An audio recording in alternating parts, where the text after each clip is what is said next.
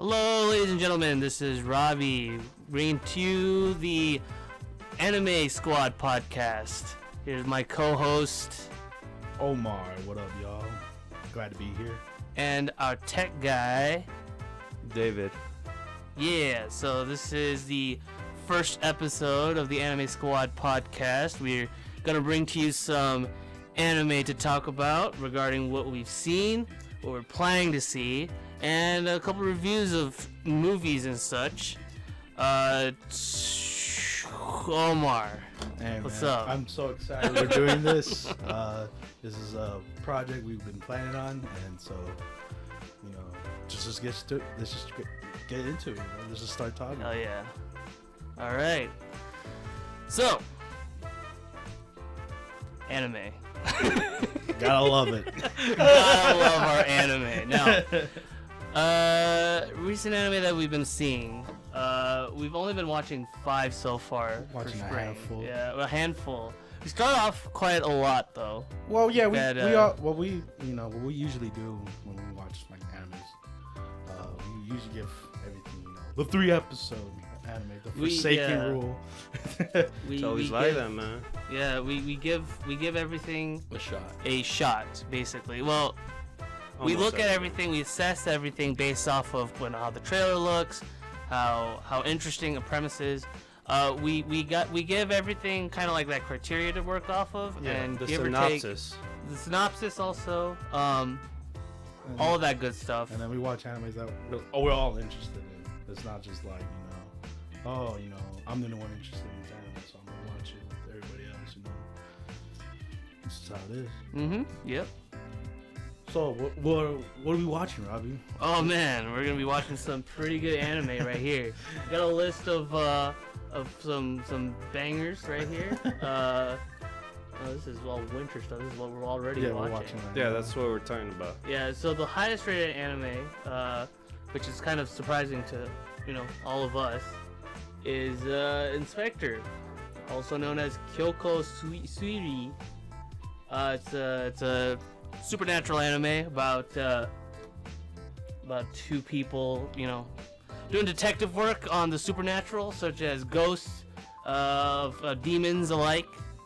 And it's a Crunchyroll original. It's one of Crunchyroll's newest kind of things going on, where 2020 trying to make their own anime, from scratch. They're funding everything. That was crazy. I did not know that. Yeah, we looked it up actually before starting the podcast. We were both shocked to see that was that this was an original. So I think that's just us not doing our research. But anyways, Jeez. No idea that this is a Crunchyroll anime. Legit just thought that just kind of threw it in there. Despite that though, it's still doing really well. Like, a lot of people are watching it and all that good stuff. And then number 2, which is in our opinion the best anime of the season, is Eizouken ni wa te wo dasuna, or just can't touch my Eizouken for English speakers such as us. But yeah, I was hyped for this anime pretty much as soon as the trailer dropped. I saw the poster for it. I didn't even need to read the synopsis. I just knew, looking at the art and just the concept of kind of like what they were doing on the trailer, I was like, okay, I'm sold. yeah, man. I'm sold. You guys should have been here when this man saw this post. He was like, I'm in. I don't give a damn what y'all say. Yeah. We're watching this. Gotta give it the first 3. And luckily, like, a lot of people agree as well, because despite it not being at the top of the charts, past Inspector, it's been memed to death, mainly with that opening. Tall girl, of course. Oh man, It's just like it's been a best. blast. Yeah, no, it's been a blast, and it's worked on by one of my personal favorite anime directors, Masaki Uesa, who worked on stuff like Kaiba and like Devilman Crybaby, and of course this anime right here, this gem. Yeah. Definitely high up there. Yeah, most definitely. I think every time we hear the opening, we're like, oh, we're in. I'm not talking. Like, I'm 100% in this anime. Yep. Like, I love the word represents, how they make everything. I love how the world they're in. It's just just watching how stuff is made is so interesting. It's so like I don't know. It's so trippy. Like the art in it, like okay, so art style aside and character design aside, the world that they live in is so trippy because it's meant to be kind of like it's meant to be slice of life. There's nothing supernatural going on. It's just three girls trying to make their own anime club basically where they make anime. Yeah, like but every time like you know they think of their stuff, their imagination, it comes alive, and you're like we're like in it with them. I get a really big like Rugrats feel to it when they just go. Dude, I agree with you, man. Like every time we're like watching, I feel like a big ass kid again. And it's just like, oh man. And every time the episode ends, I'm like, damn. I know. Can't wait for the next one, you know? Yeah, it's definitely a best for last on our book. Number 3 that we're watching, gotta keep scrolling down here. Oh, there it is. Nekopara. Okay, Nekopara. Okay, this one is definitely was on David's list. Yes, so... He's a huge fan of the Nekopara series. It's an adaptation of the original visual novel. It's about cat girls, doing cute things. Maid stuff. It's actually a sequel to the visual novel, because from what little of the visual novel that that me and Omar know about, is that it's meant to be the two main characters, which is Chocola and Vanilla, and it's basically kind of like their day-to-day life, but it's supposed to take place after that. Oops. Yeah. It's wholesome. It's wholesome. It's a wholesome anime compared to its original the source origins. material. Yeah. Which we had to look up I had to look up what was originally based off. Yeah, Omar did and I was very surprised where it came from. Yeah. Omar here did a good day's worth of research, kind of finding out. It kind of threw me off guard, but watching the anime of Nekopara, very wholesome. And just a good time. Yeah. All right. So the 4th anime that we want to talk about is that we've been watching is Pet.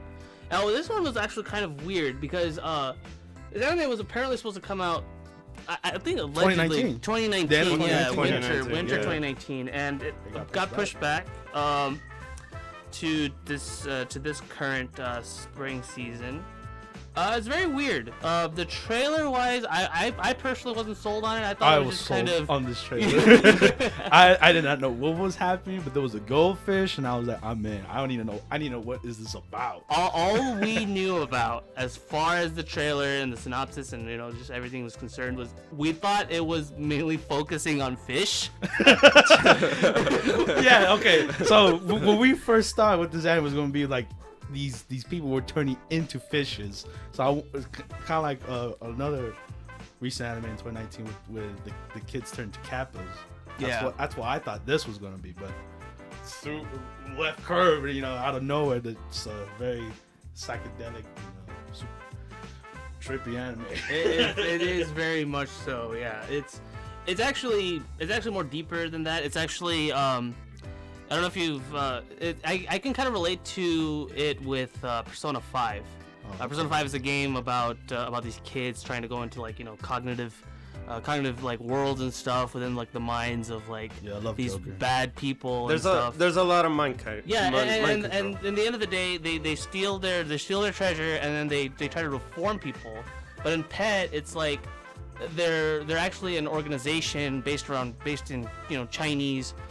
King Pong basically mental key users, and they're able to enter people's minds, and they're able to basically crush them, mind crush them in a way, to basically change them, hypnotize them, basically anything you want, anything that you can think of in regards to mental stuff.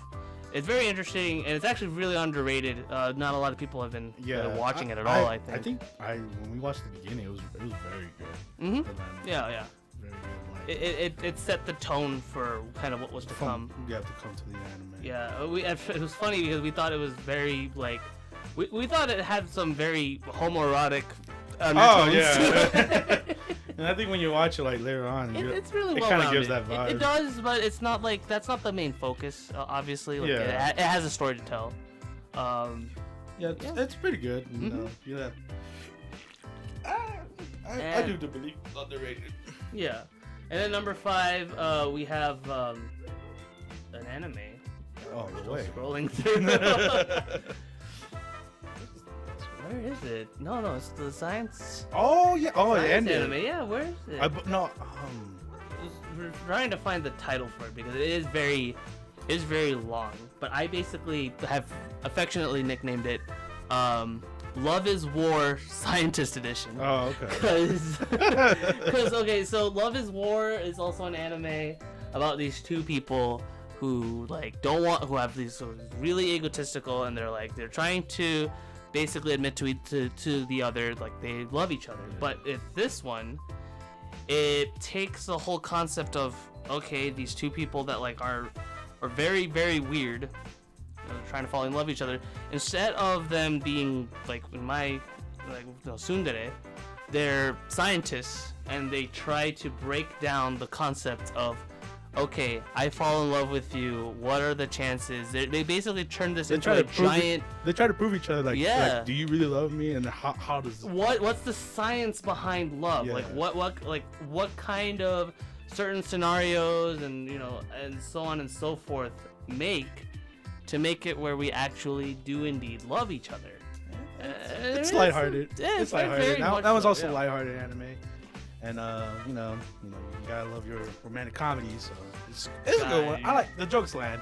Yeah, and the main character, the main girl in it, just Beautiful. wonderful, to say the least. Yes. Really wonderful. We're still trying to find the title. We finished watching that one. It's that's the funny part. What was interesting is that this anime actually had a 2-episode head start, and towards the middle actually, where they decided to, I don't know if it was us or anything like that, but they decided to just kind of go all out and give us 2 extra episodes. So in turn, it actually finished sooner than everything else, because everything else we still have about 2 episodes left of. Yeah, that's the only one that's actually finished. Right, and this one was the one that actually finished. Yeah. Yeah, I mean, you can give a review of the anime for that one since it finished. Might as well, yeah. Oh, so it's the English title. There it is. Science fell in love, so I tried to prove it. Yeah, that's the English title. Perfect. We don't gotta. We literally said it without even looking it up. Totally. Yeah, Omar has a really interesting way of remembering things. He has to let it sit for a bit, has to make mental notes, dig up some files and everything inside his brain, and remember it. That's how it works. So what do you think of the whole anime? The whole anime as a whole was fine. It was good. I personally give it a 6.5 out of 10 in a way where it's where 5 is the average, I'd say. It had its moments. It was fun. My only complaint, or I guess my only real gripe, I guess you can say, with the show is that it felt like nothing really happened much, because unlike Love is War, which great anime, Great. Second season's coming up, we're going to talk about that later, is that one felt I think it was a comedy. The comedy was so good with that anime. I don't know, I felt like the science anime, I felt like that one was the jokes were nice, but it wasn't It's kind of predictable. It was, yeah. This anime was kind of formulaic. You have your beats here and there, and then you kind of know what was going within each episode. Yeah, and I think the main draw of the series basically comes from, hey, what if you take 2 scientists that want to break down what love is, and you put them in this situation where it's this is basically your romantic comedy right here. And doing very awkward. Yeah, the support characters were pretty nice. I kind of wish that they had more to do. It felt like these side characters were basic tropes. they were, yeah, for sure. They didn't really subvert any expectations. They didn't really necessarily especially one character that comes in almost mid-end of the oh yeah. show. Mm-hmm. Yeah. She doesn't do much. She doesn't, no, but yeah, I mean it was harmless, to say the least. It wasn't anything that would I would say necessarily win any particular awards, but it was still pretty good. I think another anime that I can compare this to, I don't know if you guys have seen it, but there's an anime that came out a few years ago called Gamers. Gamers? Yes, I seen that. That one was actually really cool because that one I felt like subverted the whole, like, because the first episode of that anime was like, take this game club. And like they're playing video games, but then they ditched that whole thing entirely. Yeah. I felt cheated there. I like the opening of that one though. Oh, that one was good. Hey, but the video game noises. And they also had a promotion for Blaze Blue, I think, in that game. I think Guilty. Yeah, they had a guilty. Yeah, they basically had a whole Arc System Works pretty much had like a whole tie-in with that. Yeah. I want to say I have no proof, but they had a little something to do with that. Yeah. Oh yeah, for sure, definitely. All they were missing was an episode dedicated to Guilty Gear. Yeah. All right, so now we're gonna be moving on to anime that we're gonna be looking forward to for next season. And of course, you know, speak of the devil, we're talking about it just now, and Love here it is. War, yes. Kaguya-sama: Love is War, second season. I am so excited for I think this. all three of us. We could say for all three of us, we're so excited for this anime. Oh my goodness, yeah. The first season was so good with that opening, and of course the third episode ending theme. Oh my god, dance. Chica's my favorite, and she might be my favorite again of this year. Just a spoiler warning. Yeah, and the great part of this is you take the science anime, but like I said, just replace it with the fact that the two main love interests are tsundere characters that don't want to admit to the fact that they love each other, and all the characters, even the side characters in this anime, are all lovable. Like you got. I think you just love seeing these characters interact with each other. Yeah. Just going nuts. Exactly. It's great. Yeah, but I could also say like this was like. For last year, I did not expect to watch this whole through and through. I was like, oh man, it's one of these shows. But then, you know, I gave it, kept watching it, and the more I watched it, the more I loved it. I was like, that opening is such an earworm. Oh yeah, it was man. Such an earworm. It was so good. I was saying right now if it wouldn't, you know. We gotta hold ourselves in a little bit. Yeah, but yeah, that's top 5 of that season. All right. And then the second anime that we're gonna be talking about. BNA? We can talk about BNA. BNA? Yeah, BNA. What do you think about BNA? I'm looking forward to it. I'm not too keen on the whole like furry concept. No, nothing against that though. It's just that the whole animal human thing I feel like has been taking like a huge jump recently. Oh yeah, especially with Beastars, and then Agretzko a few years back. Oh, that one also had a first and second season. But Beastars is pretty great. So if they take keynotes from Beastars, and I have high hopes. And plus, Trigger. And it's Trigger. Yes, that is the big thing. It's done by Studio Trigger, and I believe it's done by the same team that did Little Witch Academia. Which if they do, I'm not too certain about that. But if it is though, then it makes sense regarding the main character's design, because she's like a tanuki girl, and you can clearly tell like what her human design is supposed to look like, because her design feels more grounded, like more anime girl like than it is like an animal. Because with Beastars, you can tell like what they are exactly. Oh yeah. Oh, it's also okay. So in the moving on a little bit, the source material is original too. Yeah. That's also kind of not that big of a surprise, because coming from Trigger, Trigger is really well known for just doing original works. Yeah, I mean for me personally. Oh yeah, Yo Yoshinari. That's the director for Little Witch Academia. That's the same. Oh director. Okay. Yeah. I still haven't watched that. Yeah. Like I seen the movies, but I finished the show. But I was saying like for me personally, I think I'm willing to give this anime benefit of the doubt. I like the character designs. Will it be? Yeah. Trigger, old school Gainax / current Trigger, is known for pulling scapegoats. I kind of could believe that though. The finale how the vibe the trailer gives off. Aliens. Man. The finale will eventually lead us going into space. that is the. Oh yes. It ain't triggered. We ain't going to space. Yeah. I mean, even Little Witch Academia's ending also like. I don't know. Oh yeah. Oh no, you didn't hear me then. Spoiler me. Oh no. Well, I mean, like I said, it's trigger, so it's like. Yeah. I kind of expect it. Yeah. What do we have? Oh, that one. Oh, No Guns No Life. You No Guns No Life. I just want another No Guns No Life sequel. An anime you wanted to stay like season 2. No. Yeah, No Guns Life 2. I finished No Guns Life 1.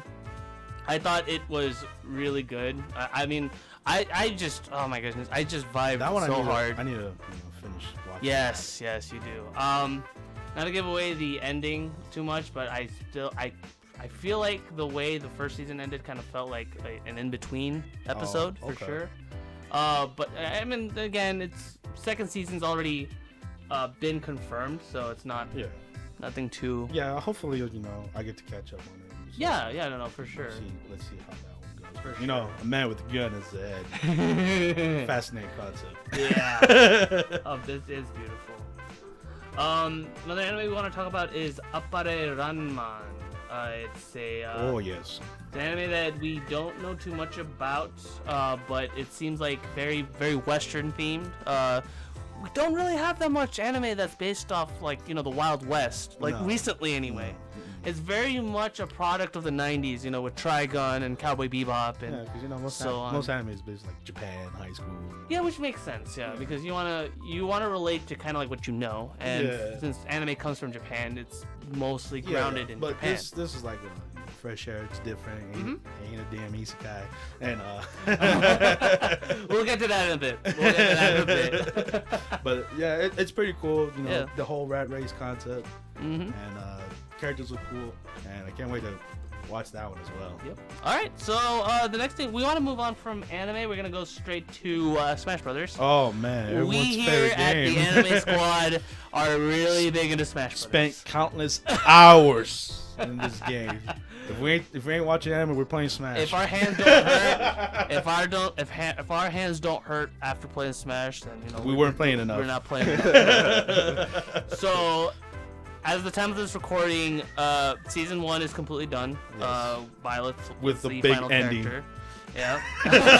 Very big ending. Very, very out there idea that Nintendo has done. A lot of sad people. Oh yeah, for sure. A lot of sad people, but I was not one of them.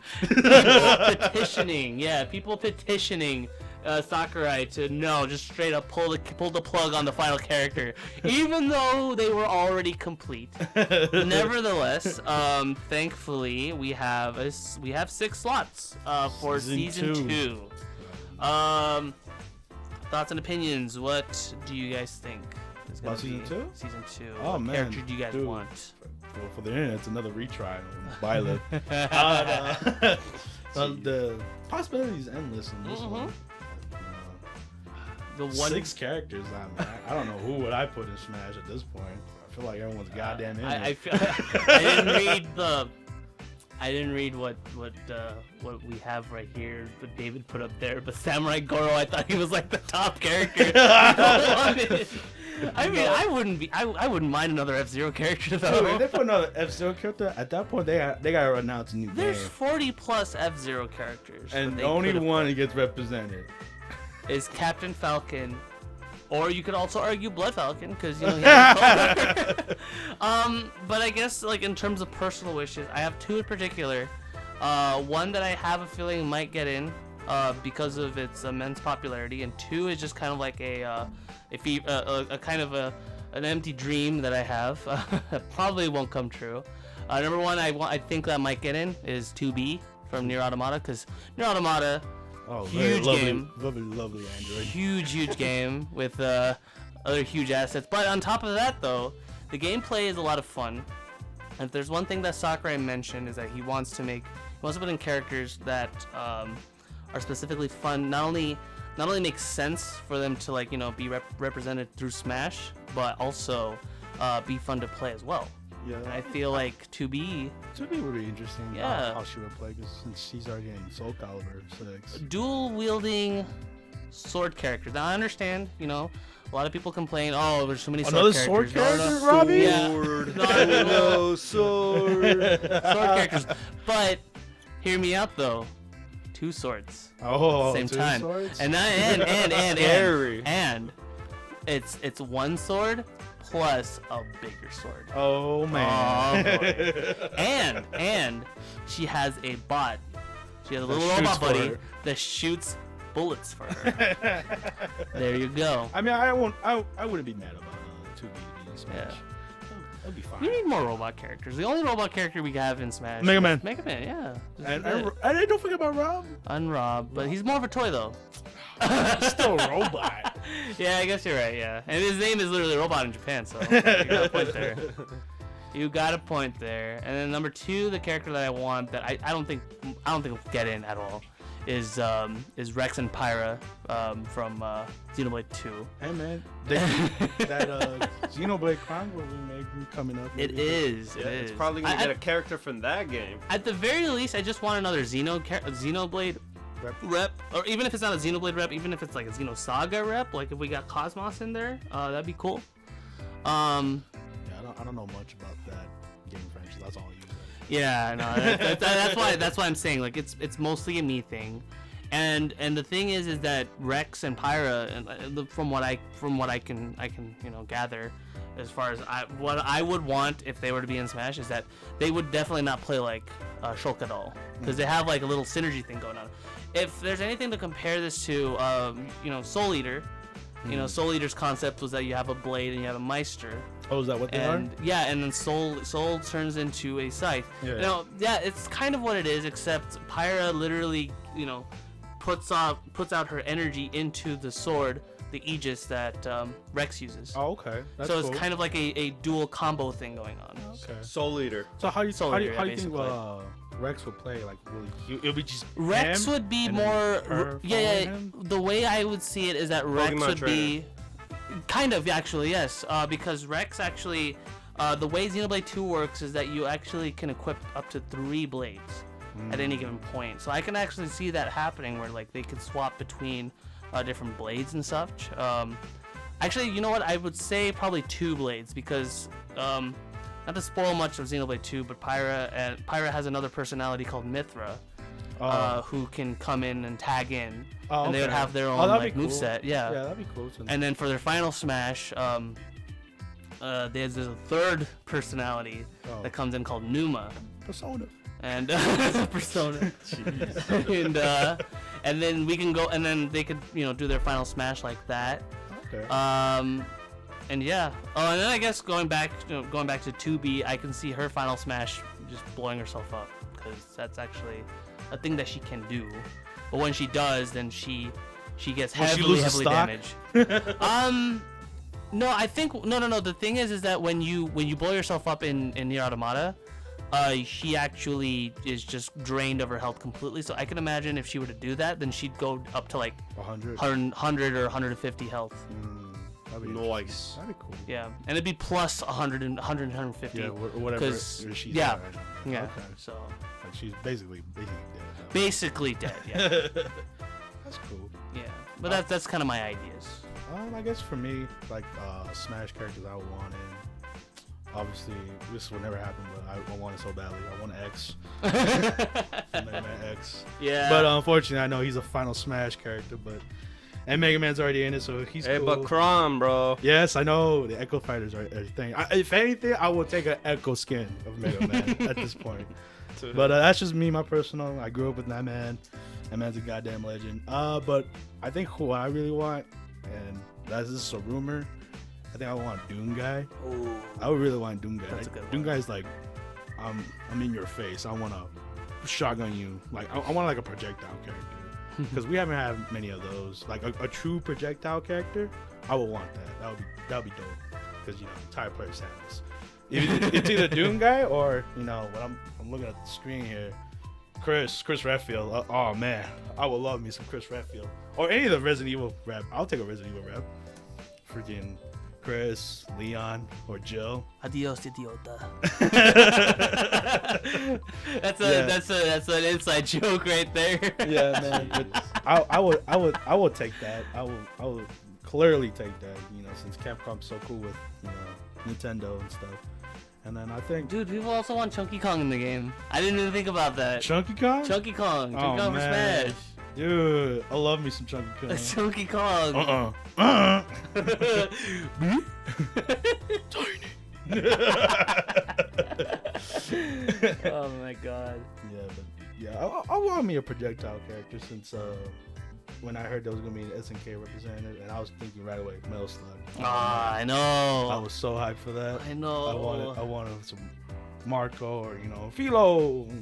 Any of those characters would do for me. Yeah. But I just want a projectile character. That would be nice. But I know since when Hero came out, that was a big controversy. Yeah. But I think a Resident Evil rep, Doom guy, or My Dream Come True, X come in as an Echo fan at least. Sakurai, if you're listening. What about you, David? What's your thoughts? What thoughts on like 2 characters or so? I don't know. You already got pretty much everybody that you would need then. Pretty much. Yeah. There's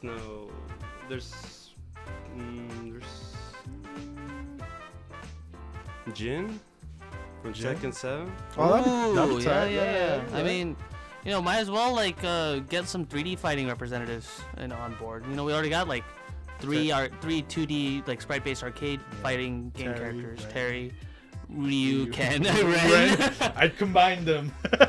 They turn into They became fusion one. dance, and fusion dance failed, and they become Ren from Ren and Stimpy. Hey man, what about Goku, man? Oh, God, yeah, Goku, my favorite. Yeah, and from fighters. Waluigi while we're at it. Oh yeah, Hey, man. Waluigi and Shrek. Little Mac can make Let out the flood. Open the floodgates for all possible. You guys remember when Grinch was supposed to be a leaked character? I didn't believe that. That I was never so believed that at all, dumb. man. was That so was like, dumb. oh. Of course, only because the Grinch movie's coming out. Nintendo loves to like support new things. Yeah, new projects, new horizons. Beautiful. Yeah, man.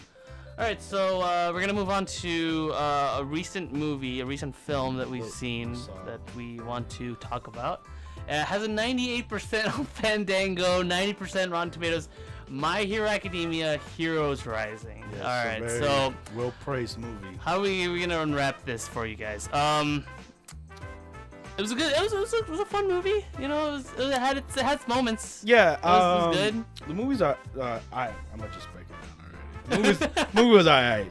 Yeah. Honestly, obviously, if you're a My Hero fan, you're gonna love it. But if I had to compare it to the last My Hero movie, I think I like that one a little bit more. That's my personal First opinion. movie, yeah. Yeah. No, I agree with that sentiment. Critics though, they love it. We got one from the New York Times, I think.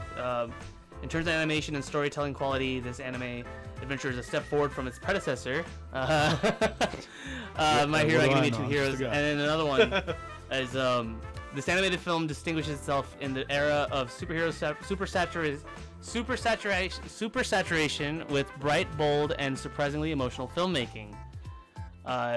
Written by T.O. Bugbee from the New York Times. Not sponsored by them, by the way. But yeah, you can though. Hey, get us in. We'll take it. Director Kenji Nagasaki. Screenplay Japanese. Screenplay Yosuke Kuroda. All that good stuff. However, we have some gripes. This is by far not a perfect movie. There are definitely some problems that we see of it. Now, the biggest problem that all three of us agree on is the fact that this feels like an extended episode of the show. Yeah. It doesn't feel like a feature film, and it's not a bad thing, of course. But I think for a movie, and especially for an anime movie that is meant to be a packaged title, there should be more going on. There should definitely be more going on in regards to who the main villain is, which is basically just which is basically just The main knock villain off. from the first movie. Yeah, well, no, not in the first movie. I was thinking it was basically a knockoff of All for One. Oh, Yeah. yeah, that's the same thing in the first Yeah. movie. It's literally he had his power. He literally gave it to him in the Yeah, last minute, yeah. and then Oh Man. yeah, the first movie did have Yeah, All for that's One what I'm as saying. basically So this is like basically the third guy. that yeah, had it is. power. Yes, it is. It is the third guy that got all for one. Yeah. It's it sucks, but it is what it is. But to give credit to that movie, it does show that when the kids have learned and stuff, when you see them do their powers to contribute to the fight, it's cool to see. Unlike in the first movie, they were like not doing much. Yeah, and the one and the one thing that we want to mention is the fact that this movie is indeed is far ahead in the story. It's actually more in line with the manga than it is with the anime itself, which actually helps out for me personally because I'm actually caught up on the manga storyline. So, but despite that though, it doesn't really lose anybody. No. I'd say. No, you don't Yeah. feel like, oh my god, what's gonna happen? Is Bakugo or Deku gonna be alright? There's no dramatic tension. No, like most of these kids are gonna live through it. Most. yeah. Yeah. For sure. I mean, it's an alright experience. It's not like if I had to compare it to another shonen like Dragon Ball Z Broly. Oh. How I felt. I was That like, I saw the movie like 3 times. The action in that movie's, I'd say, more better than this new My Heroes Rising. For sure. Like this is the type of movie that you can watch once, maybe another time, and you pretty much be good. You pretty much be good with not having to make it a ritual to watch again. What's your rating? Oh yes. Rating wise, I'd give it I'd give it like a low 7 or so. Okay. It's not bad per se at all. It's like I said, it's an extended episode pretty much. That's why I would have given the first movie a 7. Okay. So like for this one, I'm gonna give it like a 5. Yeah, like down the road. Like yeah. very average, because I don't know. The climax kind of not. It didn't hit for me. Mm-hmm. Like the climax wanted me to feel. So Yeah. that I think that's what kills this movie for me. Like the climax does not hit. There's like, obviously there's cool scenes in the movie, but like other than that, you're like, it's like the episode. And if I really want to watch it, I'll just watch the first one. Yeah, it feels very fillerish. A good filler, but it was still basically fillerish. Yeah, especially in the beginning. The beginning is very slow pace. Mm-hmm. But you kind of have to set it up, I guess. Yeah. Oh well. I mean, we're still big My Hero fans. So Yeah, for sure. doesn't take that away, but very. I think You can live without it. Yeah. You can live without the yeah. movie. Kind of like the Naruto movies.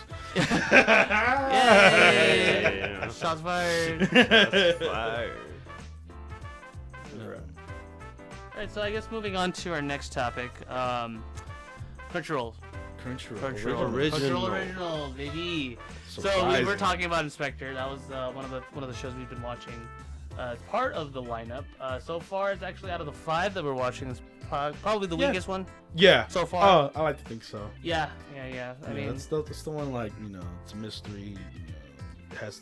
if it was 5, like so far the anime is still going on. There's still 2 Yeah. episodes left. But if I were to give it a rating right now, it would basically be around like a 5-ish, maybe a little high 4 Okay. for me so far. But anyway, not to dwell on Inspector too much.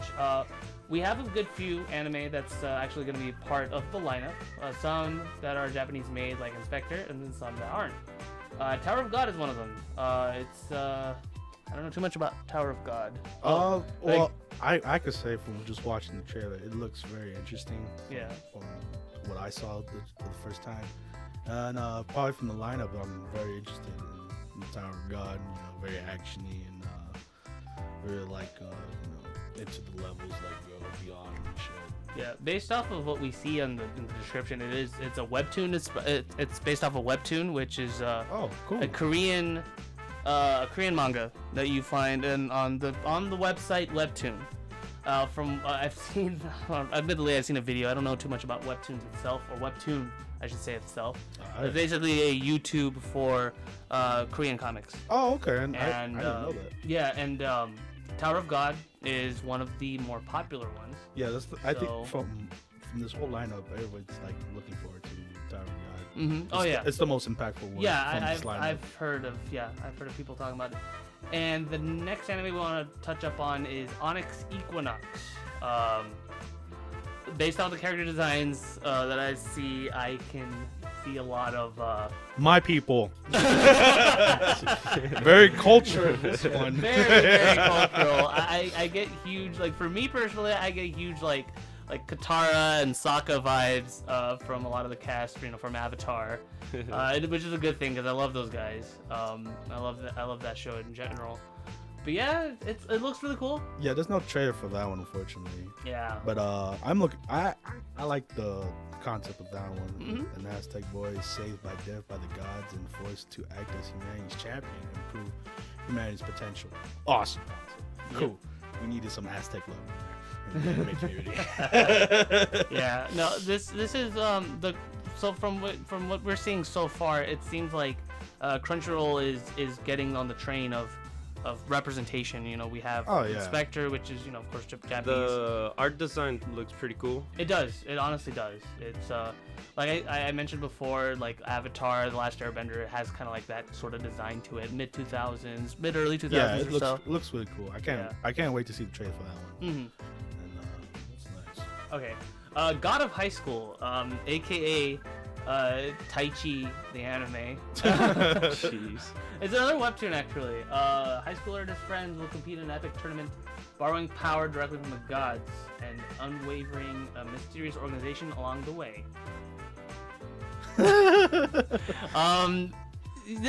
It looks really cool. I like the art. The art is, and the pop out kind of design to it with the whole like ink blotches and such.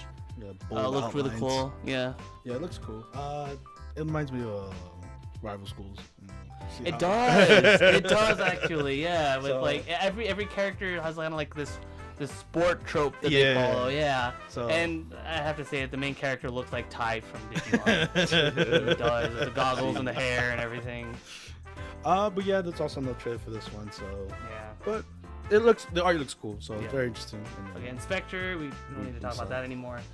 Freak Angels, 12 23-year-old psychics living in the rubble of London must check their wild impulses and discover they're better angels to rebuild society after civilization comes to a sudden and crashing end. Kind of interesting how it's all 23-year-olds specifically. Like I feel like they're trying to target a certain certain age group. I don't know. Kind of weird. Kind of weird. Looks to be like another battle royale. Maybe. I mean, we can't go off much of the art here, but the concept it sounds interesting. So, cool title, cool name. Not much you can talk about that one. Yeah. If you guys notice a trend here, not a lot of them have trailers of sorts. There's only like one with a trailer, and then one that's actually just going on. Yeah. And High Guardian, oh boy. Oh, the very controversial one. Oh boy. Another famous one, but not I've been wanting to talk about this one. High Guardian Spice. Oh man.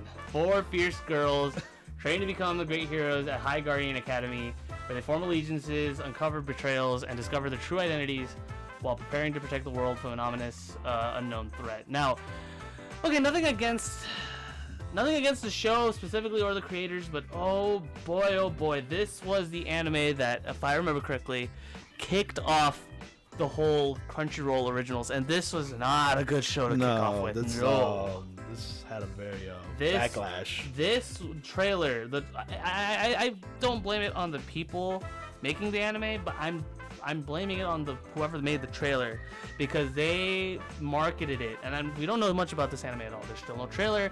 I actually personally thought that this got canceled because of how much backlash it got. Yeah, but I thought so too, because that one was announced like last year. I feel like it got announced 2 years ago, honestly.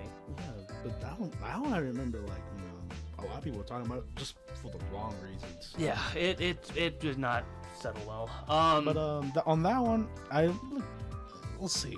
That one, we'll have to wait and see. Yeah. Reputation's not well known. Next anime we're gonna be talking about is Noblesse. A powerful vampire noble is thrown into modern civilization after 820 years of slumber. That's a long time. If I had to say 820, yeah. A Crunchyroll and webtoon production based on the comic by Ji-Ho Son and Kwang-Soo Lee. Another webtoon anime. This is the third one, I think, huh? I feel like Crunchyroll, and they're for a good reason too. They're going into a trend where they're trying to look into different mediums to adapt. Yeah. And Korea definitely has their own nice set of stuff that they're doing. Again, don't know too much about it. I mean, it's vampires. I mean, if it's vampires, you'd be psyched for this one. Yeah. And from looking at the art, it was cool. I'm wondering if their approach of making it is going to be like the Castlevania show. Oh man, I'm gonna be. If it's anything like Castlevania, I'm down. All right, and then last but not least, we're going to be talking about Meiji Gekken, Sword and Gun. Great A time. former samurai, a Yakuza bodyguard, a devious spy, and a geisha assassin try to find their place in the rapidly evolving Meiji era while escaping the sins of their past. All right, I'm just say off the bat, this is a very interesting concept. I'm like 4 different characters trying to fit into this setting. Can I also say another thing? I feel like the assassin that they have on the left side right there looks very similar to the android from Big O. Oh. Do you see it? Yeah. Kind of does. It's the name of the face and the hair, I think. It kind of really gives me that Big O. Maybe it's a Big O prequel. You don't know. I mean, like I said, no trailer for this one. We don't have any. Art looks cool, and the concept, I dig it. I dig it so badly. So I can't wait to see that trailer as well. And the art looks great. Looks cool. Right. And yeah, this is the pilot episode, I guess we could say, of the Anime Squad podcast. Yeah. And with that, we'll just wrap it up. So as you can see, sorry. As you can hear. As you can hear, I'm Robbie. And I am Omar. And I'm David. All right, and we'll see you guys next time. All right. Bye-bye. Bye, guys. Later.